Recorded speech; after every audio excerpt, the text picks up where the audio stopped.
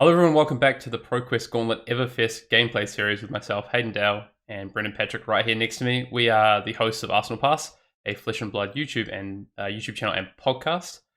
And today we come back with another gameplay where we're featuring two of the top decks in the Everfest ProQuest meta. We've got 6 heroes over this gameplay series, 3 games, and we're running them into each other to see who comes out on top while we talk about these matchups, how they go, key things about playing these decks, and as we play through these games, we do talk about the gameplay as we go. So today I've got Chane. Chane is a hero that has been well known since Monarch, was one of the top performing heroes in the Monarch meta, and then took a bit of a dip off after the banning of Seeds of Agony, but also came back up during the Tales of Aria meta where we saw Chane take a second place finish at US Nationals. And today I'm going to be on US National Champion Tarek Patel's list that he won a ProQuest with in week 1. Brendan, why don't you tell us a little bit about what's on the other side of the table and what the list you've got there is trying to do? Yeah, very cool to hear that you are on US champion Tarek Patel's chain list. Well, it happens that I'm on Australian national champion Hayden Dale's Viserai list, so I'm going to put that to the test today. I'm on Viserai. Viserai is definitely my favorite class out of Everfest. I guess it kind of doesn't count because it was kind of my favorite my favorite class before that, but the upgrades that Viserai got in Everfest are incredible. So specifically the Vexing Quill Hand here, extremely strong, um, and so good in this sort of mid-range and aggro game plan, as well as of course Swarming Gloomveil, Revel in Rune Blood, and a few other cards as well. So Viserai definitely his stock raised in Everfest, and I think it's an incredibly powerful deck. My favorite part about it is that it can kind of adapt to the opponent, so it can do an aggro mid-range strategy, and in that same deck, it can switch over to an OTK plan as well. And, Brendan, if Viserai has performed pretty well at the start of this ProQuest meta, but what if we were trying to target Viserai? What if we were trying to beat Viserai? What are sort of 3 maybe tips you can give to people who want to attack Viserai in their local meta? Yeah, so I think the first thing and the most prevalent thing in the meta right now is going to be disruption, specifically hand disruption. If you're taking cards out of Viserai's hands, stopping him from having go again, it's just the deck. It doesn't function very well. It feels really bad as Viserai. He does have a very good suite of armor, so not a lot of disruptive decks can actually do that because Viserai can usually block quite effectively. But of course, Bravo Star of the show is a pretty tough matchup for Viserai, so that is sort of the peak disruptive deck that Viserai struggles with. I think also if you're able to identify Viserai's game plan, it can be very helpful for you as the opponent. Figuring out if they're on OTK or if they're on mid range or aggro. Specifically from the Starvo point of view, if you figure out they're on OTK, you can do something like reveal your pulses and then hold them back, not swing your hammer, and increase the likelihood that you starve every turn because you're actually holding that pulse. It's really tough for Viserai OTK to deal with that game plan specifically. And lastly, Viserai is a bit of a it's a master of everything. Not a master of everything, a jack of all trades, but a master of none. That's the saying. So yeah, it can adapt to the opponent. It can play OTK, it can play aggro, mid range, but at the same time, it's not really the best in some of those areas. So I think if you're playing an aggressive deck that's faster than Viserai, it can be pretty tough for Vis to deal with.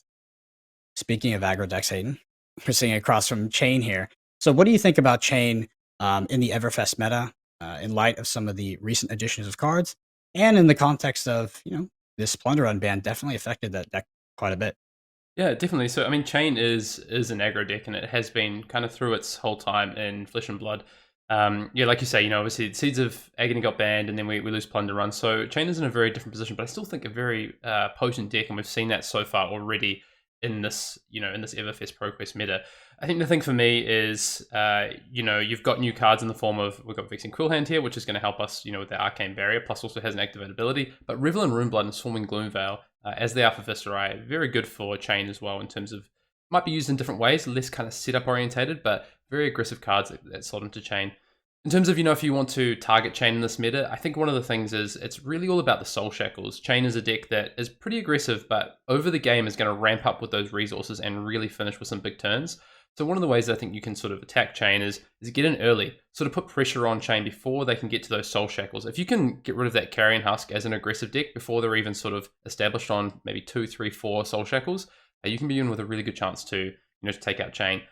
There's a couple of ways when you talk about the Soul Shackle turns that you can kind of attack Chane as well. So, you can wait for some of those Soul Shackles, and because of the low blood deck count now in these Chane decks, just because of, losing Seeds of Agony and maybe some more aggressive cards wanting to be played in these Chane decks, they are going to whiff. They're going to miss on some of these Soul Shackles. And when that opportunity comes, I think you want a deck that can really take advantage of that. So maybe Soul Shackle 4, I'm playing Chane, I get 1 out of 4 cards, or maybe I get 0 out of 3 the turn before. Those are the turns to put pressure on. Maybe that's where you take a chunk of damage, but you come back for more. So that's really, kind of one of the things you can do with Soul Shackle. The other thing you can do is, and something that's been done in the past, is look to kind of run them out of threats or fatigue them almost. As those Soul Shackles take more and more cards out of the Chane deck, with the low blood deck count now, that's actually threats coming out of the deck. So you look towards the end of the game, potentially kill them with their blood debt or run them out of cards with fatigue. So those are the kind of ways I look at Chane. But I think it's really important, just like it is with Viserai actually, to understand probably how Chane is going to play into you.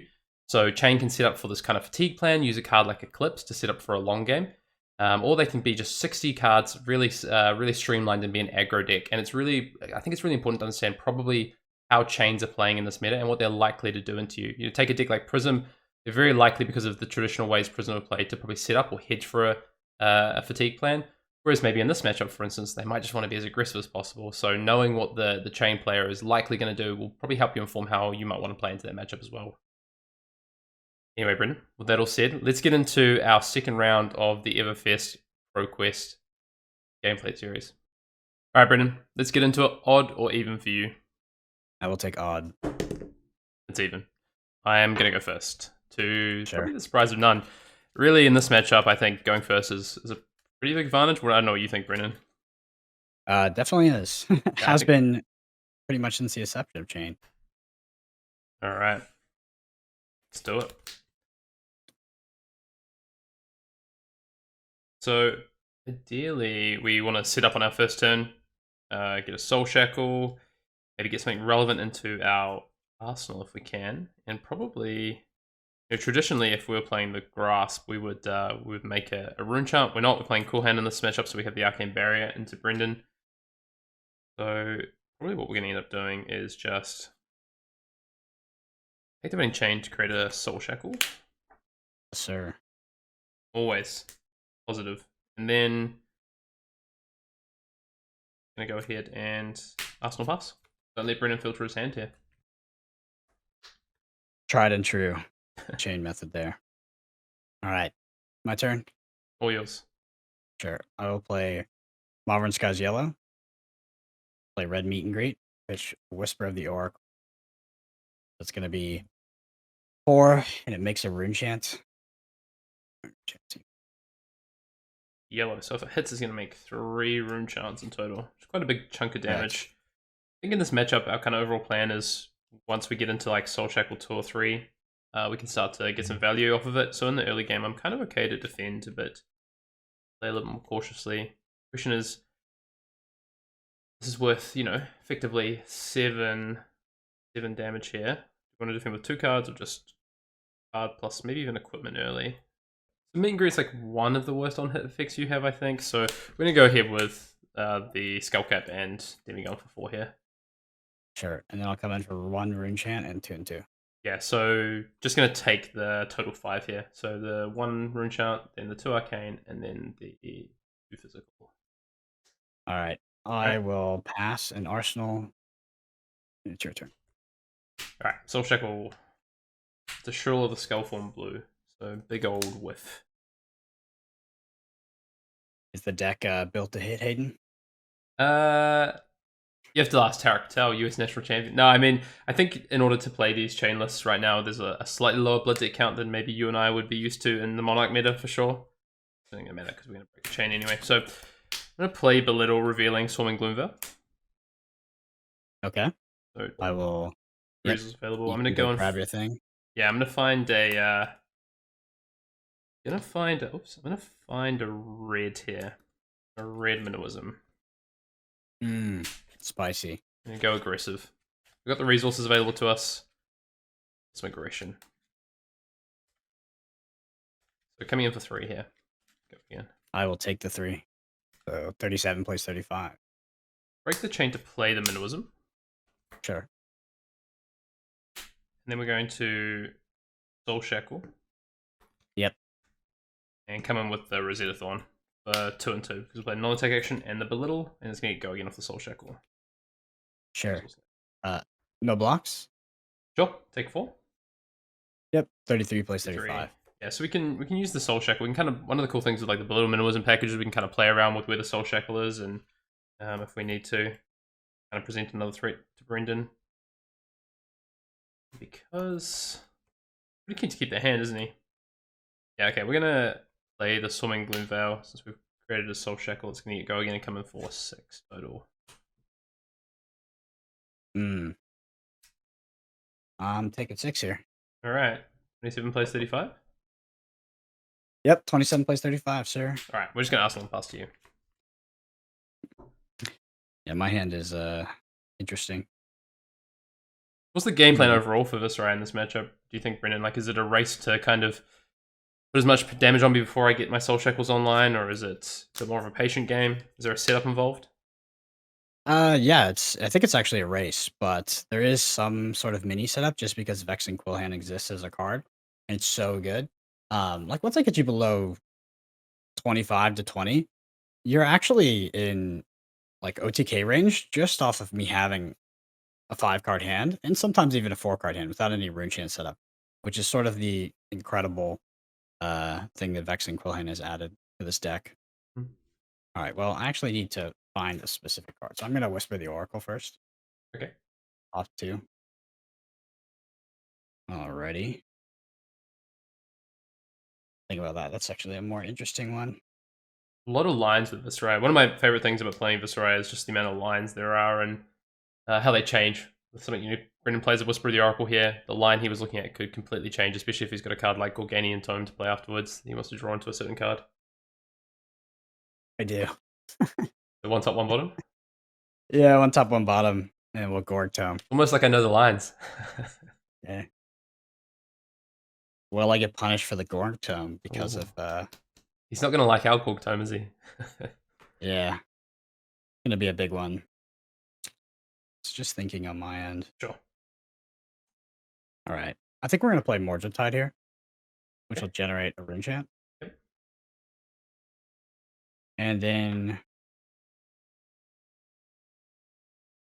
we're Is that your going rune chump? to yep, that's my rune chant. I'll get you a little thing there. And I'll play Sonata after that. Take me up to 3, and I'm just gonna look at 3 cards here. Also, X equals 0. Yep. And looks like we get a Dread Triptych. Another Okay. Morgentide was sure. So just decision if we want to defend this at all. If Block. we want to prevent some of this arcane with our arcane barrier. I think because what we're probably, because we saw a Dread Triptych there. How many cards in hand, including the Triptych? There's 2 cards. Well, including the Triptych, there's gonna be 3 cards in hand. Yeah, so there's still quite a bit that Brennan could do here. He's got Creepers up. Um, could very well have a Mothrin Skies here, which is could have a pretty big turn. 3 cards though with Mothrin's gonna be hard for him to play that Dread Triptych, but I think because our hand's reasonable as well, and if we wanted to defend, we'd probably just use a card to defend rather than prevent Arcane here. So we'll take the Arcane. It doesn't really turn too much on apart from Meet and Greet. We've seen one already. All right. 34 plays 27. Yep. Hmm. So my turn is it's okay here, right? I think we're just gonna be setting up actually for the turn that's coming after this. Dread You've played a lot Triptych. of cards. Yeah, the Dread Triptych is quite good for us Yeah. because it's gonna be coming in for 3 and 4, but then it's gonna generate 2 off of Viserai, 2 off of playing a non-attack action, and 2 off of you taking Arcane. So I think we'll have 6 rune chants here, threatening to go up to 8. Yep. Yeah, so if we had prevented the 1, we would also had to prevent the 3 in order to stop that extra creation of Dread Triptych, and we just don't have the resources in hand to do that, unfortunately. Not really something we can do. Not really too keen on letting Brendan create another 2 after this. This could be a Husk turn. Maybe we just use Husk here. Our hand is pretty good. Just to put on some damage. You have 1 card in hand? Yeah, 1 card in hand. Mm. Like I mentioned, it's kind of funny with this deck now because I'm actually in OTK range. If I draw the right cards. My graveyard is a bit weak, which is probably one of the biggest limiters here. Yeah, 6 rune chants when you have Scalata and Vexing Quillhand available. I think this is, so if we were to, I really want to prevent the, so we're going to take the 3 Arcane first. So we'll go down to 31. I want to prevent this 31. physical because it's representing 6 damage, but it's also representing a lot more than that because of what it'll allow Brennan to do with Skalata next turn if he has 8 rune chance. And I don't want to use cards from hand because we have a pretty good turn, so the Husk is actually pretty value here, so we're going to defend with Husk. Just Sure. And I'll pass. Alright, my blood did up here. It's invisible. Alright, over to me. We got Soul Shackle 1, Shadow Puppetry, Soul Shackle 2 is a yellow bounty demigod. That one. Okay, I think what we're going to do Oh, geez. is Yeah, the old Hayden Dale chuckle. No, it's just like, it's tight. I think there's 2 lines here. We're going to take the more explosive one, I would say, but the one that has a higher ceiling but also a lower floor. It's Modern Skies to play an Art of War, choosing Go Again. Let me guess. You don't have the attack action in hand, so you're gonna banish it and try to find one. I'm going to banish Fixing Malice with Go Again. Yeah. I bet that's what it is. He's looking for the attack action. Does he find it? Better lucky than good, right? Okay. To be fair, it's like somewhat reasonable. Go Again. I'm going to play Flock of the Better Shadow luck. Walkers, revealing a Shadow Puppetry. I'll get a Quicken token. Ooh. Yeah. Okay. Just going to I'll be taking a Quicken 5 here. token. All good. I'm mystically thinking which deck box one is, and I'm just going to use this as a Quicken token for now. Apologies. Sure. So 31 plays 22. Okay, it's taking 5. Yes, sir. We're going to Soul Shackle to break the chain. Okay. And play Command and Conquer for 6 with a Quicken token popping. And you have 1 card in hand? I have 1 card in hand, which you know is a Shadow Puppetry. I have 1 resource. Sure. Yeah, so Hayden's just gonna play the bounding and then swing the sword. Very likely. Which is pretty good. It's a yellow bounding. It's a yellow bounding, correct. Yep. Yeah, Command and Conquer just puts... We get a card from Brendan here because he's not playing the Grasp, so pretty important. Yeah. Yeah, so we'll be taking 3 plus 4. We'll take 7. We'll go down to 15. Hayden's sitting at a pretty 31. So not bad. I'm gonna be blocking for 6 here with 2 Amplify the Arknights. Red and red or red and blue? Red and red. Yeah. Yeah, we had the second Art of War, so if I drew like a Blood Debt attack action, we were just going to probably play the second Art of War, to be honest, and choose +1 and have this Command and Conquer for 7, but definitely not complaining about this turn. We do Go Again, so the Spanish Demigon can't currently be played unless I play... Yeah. We're going to Rosetta Thorn for turn 2 with Go Again. We'll see what you do here first anyway. This gives us a bit of information. Yeah, I'll take 4. Okay. And 18. 2 and then 2. 2 cards in hand. I think because, if we had another bounding, we get a 5-card hand with the Shadow Puppetry. Unless Brennan has the CNC, I'm okay to take an extra damage here off the bounding to keep a Shadow Puppetry. It's pretty valuable. So, yep, we'll just Arsenal. We'll take 2 Blood Debt down to 29 and pass it over. 29 plays 18.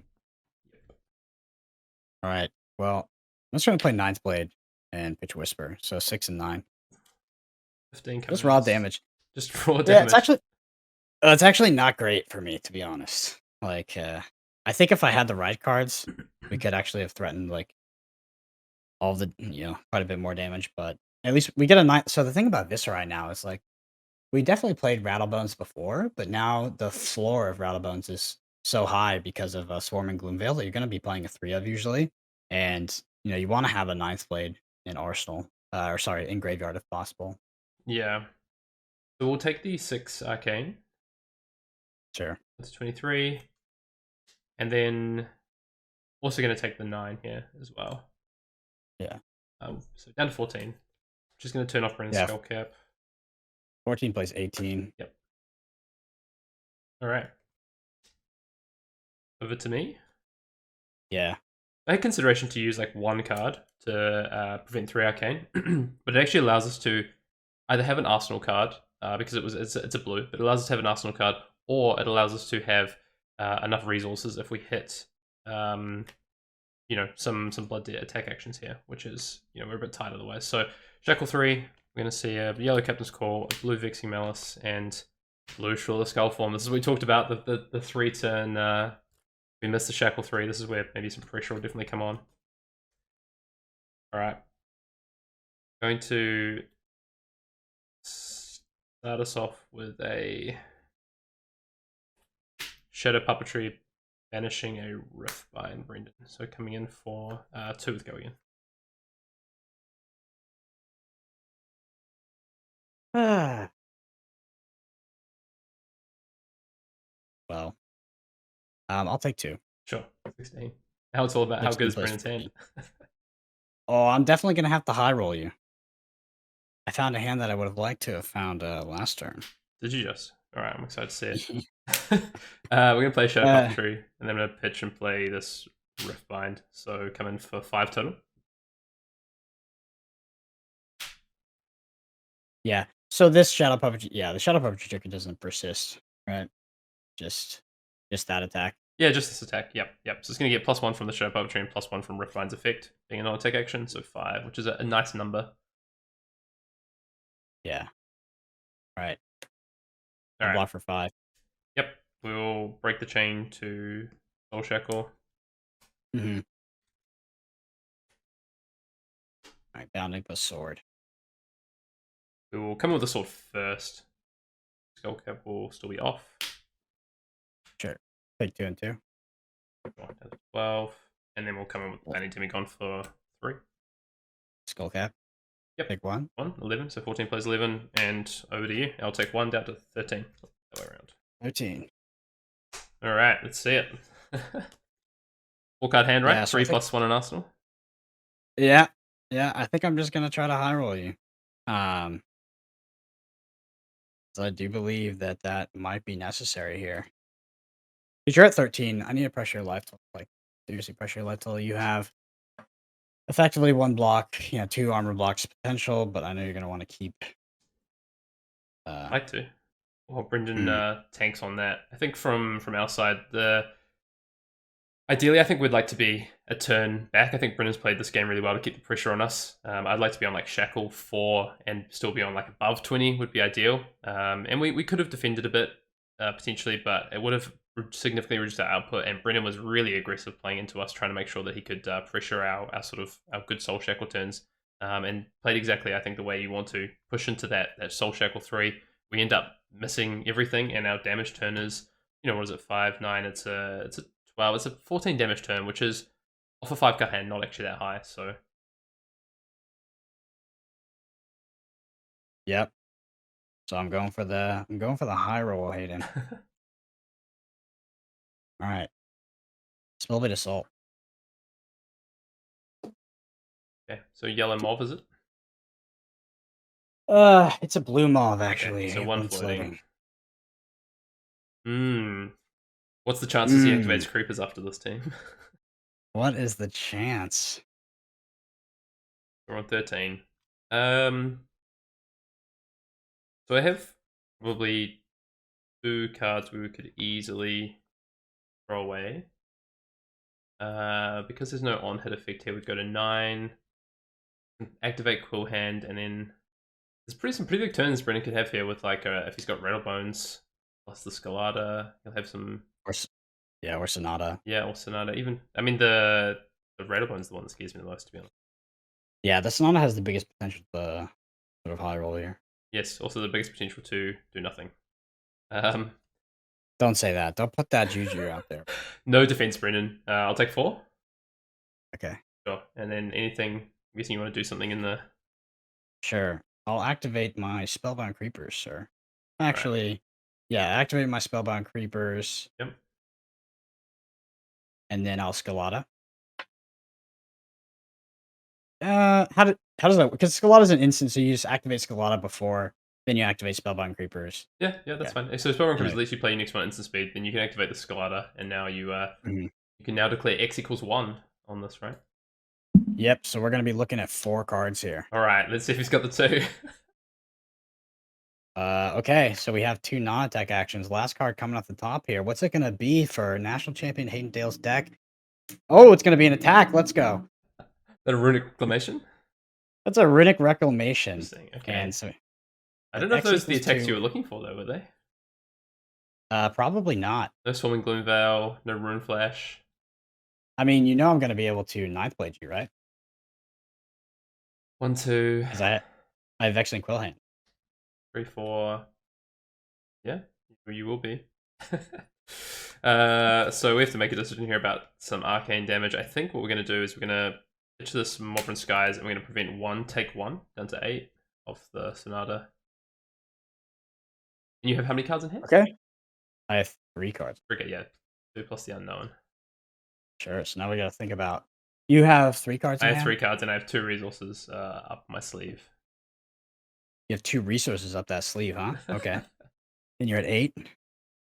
Yeah, I'm Very at nice. 8 plays 11. Very nice. Okay. Well, I'm going to activate my Vexing Quill Hand. Yep. I'm going to go with 4 Rune Chants here. All right, here we go. And then, surprise, surprise. Let's see. The question is, my have you ninth got blade. anything before the 9th blade? That's the scary one. That would be scary. I do not. It's going to be 9th blade pitching Runic Locomotion. We have 9th blade being discounted by its text and also Skelata here. I just had flashes of like Revel and Rune Blood being played first, and you know, a Revel would make you an extra 5. You'd be coming in for 18 damage here. As it stands, it's 13, so it is presenting lethal. So, put me in a tight spot here, Brendan. Vexing Quill Hand is an incredible card. Certainly is. Hayden is right, though. We would have actually liked to see potentially some different attacks. We could have, done an attack with Go again and actually swung the blade. But 9th blade is not a bad hit for us with Vexing Quill Hand being up. Yeah. It would have been tough, right? You would have needed to make the rune. I guess if you have the. We're going to prevent 2. Then I'll take 2 arcane down to 6. Yes, sir. And then I think Ooh. we're going to be.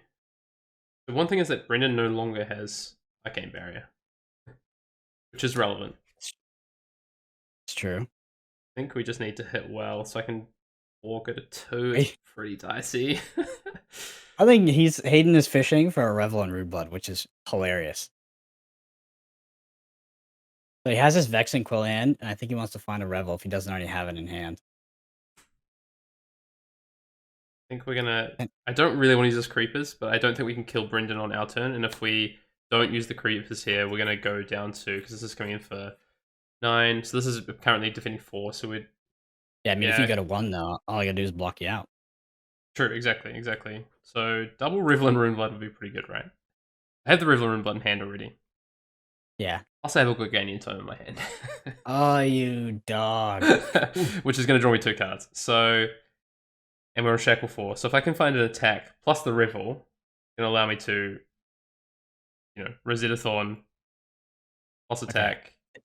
Think about this. I'm at 11, and if you don't block, all I have to do is survive. It's true, right? it's true. But it's whether I can win the game post that. So if we defend this, we get to keep a Gorganian Tome in our hand. And this card in Arsenal that basically does nothing, unfortunately. And then we're going to be down at 3. You're going to have a 5-card hand. We can probably pressure. We probably can't present lethal in that regard. And then you come back and probably just kill us. Be hard pressed not to. So I'm going to go for it. I don't think I can win the game. I don't think I can win the game if I don't keep this card. So we're going to go down to 1. Big 5. Sure. 1 plays 11, sir. Dun, dun, dun. Yeah, we haven't seen one so far. We just need to get a little bit lucky. Goodness. Can you imagine if this man does this? All right. Yeah, unfortunately, I just think if we have this card that doesn't do anything in Arsenal effectively, and we have the Gorganian Tome, even if we hit our 2 best cards, we can't present lethal. And then, well, unless we hit a Revel, then we can present lethal. In that case, if we hit the Revel, we can win the game. So, all right, Shackle 4, Brennan. Let's get into it. Go it see makes you visits. feel better. My hand definitely kills you. Okay, well, that's good to know. Does make you feel better. All right, 2 ghostly visits and a bounty demigod. Blue. Okay. We will start out with this Gorganian Tome to draw 2 cards.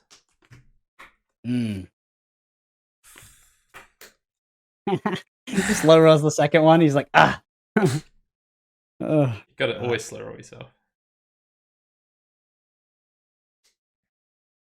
All right. it makes you feel better, I've got one. I just can't lend it to you. You sure? Uh, All right, what's the most damage we can present here? Probably a lot. Because you have the Revel, and you just showed me an arsenal that's not it's a non-attack action. True, it is. Well, we've already played non-attack action off the Gorganian. True. I just saw your I saw one of the cards in your hand. You probably wish you still had the creepers, eh? I do. That's okay. We haven't hit it. You know, would have been a dream video if we had. We're gonna go ahead, shackle.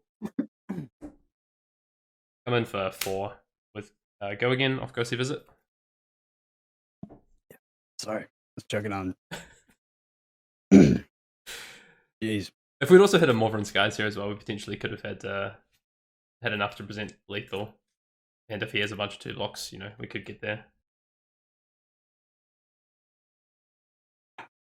Block 4. Yeah, okay. We're gonna play the River and Rune Blood. Or Rune Chance. Mine makes less, unfortunately, than yours does, Brendan. Yeah. If you want to pop the Quill Ant, I can Sonata you on your turn. Just kidding. We killed the creepers. So we can make 6 here, and then come in for 2 and 2. So 10 total, which is gonna be enough. So good game, Brendan. Unfortunately, couldn't get there. Just needed that Revel off the top, you know, to be able to go. Revel makes 8, and then we can full hand up to 10, and then come in Rosetta, which is 12 arcane damage, and we'd be on 1. So Brendan wouldn't be able to skull cap. So that's our out in that game. Didn't get there in the end, but that's okay. I genuinely think that we just cannot win the game if we get down to 3 there. I get to keep the Gorganian Tome. I probably come in for a worse hand than this. This wasn't even lethal to Brendan. We come in with a worse hand for this. We definitely take at least 1. As it turns out, we would have actually just, you know, we would have taken 2. We could have played 2 attack actions, and we'd be down at 1. And then Brendan very handily just kills us. Yeah, pretty quickly. So my hand was pretty good. I think it's a good showcase though, because you need to evaluate those kind of things when you're playing a deck like Chane, since there's so many, like it's so variable in terms of, you know, he has the Gorganian Tome, he's drawing 2 unknown cards, he's also banishing 4 unknown cards. So it's like, how do I win this game is a question you have to ask yourself in that situation, because I do agree with Hayden that by blocking, that would not have gotten it done, right? Yep. So I think if we just sort of break down the game, we talked about some of those 3 things at the start. How do you attack each of the decks? We tried to do exactly what Brendan said. We tried to go under to a degree. We wanted to get to a point where we got to Soul Shackle sort of 3 or 4, play our game plan, get to Soul Shackle 3 or 4 at a healthy life total, and really start to push through from there. Brendan played the game plan that I talked about, you know, in terms of trying to pressure those Soul Shackles. He came with a lot of damage early. On that Soul Shackle 3, we whiffed the turn, and he had a really big turn on the backside of that to push us for, I think that was 15 damage there. You know, there's a lot of damage that can come out, and it can really come down to the early game, those first few turns. I think that Dread Triptych play was great. You know, you like you said, you went for the high roll, quote unquote. It was just a good turn, I think, with the Ninth Blade, as it turned out. You showed the power of Cool Hand as well, and why I think that this matchup is pretty close. But I do think that, you know, just with the way that Viserai can manipulate and play the game, it does tend to be, I think, maybe pretty favored, or you know, at least somewhat favored in this matchup. But it can go both ways, I think, and it really comes down to those first 3 turns and how each of the players decide to play into the matchup, like we saw there. But yeah, very well played, Brendan. Yep, great game.